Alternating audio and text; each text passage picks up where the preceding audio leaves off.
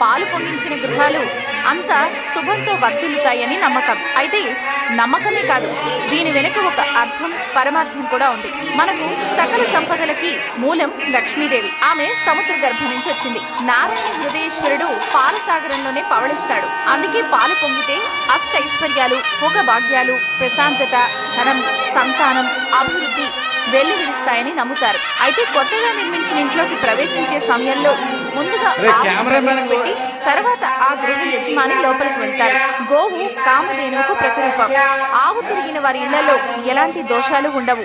కొత్త ఇంట్లోకి చేరే సమయంలో గృహ యజమాని ఇంటి ఆడపడుచులను పిలిచి ముందుగా పొయ్యి వెలిగించి పాలు పొంగిస్తారు. ఆ పాలతో అన్నం వండి వాస్తు పురుషునికి సమర్పిస్తారు. ఈ పూజతో ఆ ఇంట్లో సుఖ సంఖ్యలకు, సంపదకు ఎలాంటి లోటు ఉండదు. ఇంత మంచి జరుగుతుంది కాబట్టి ఇంట్లో పాలు పొంగించాలి. అయితే ఈ కార్యక్రమంలో ఇంటి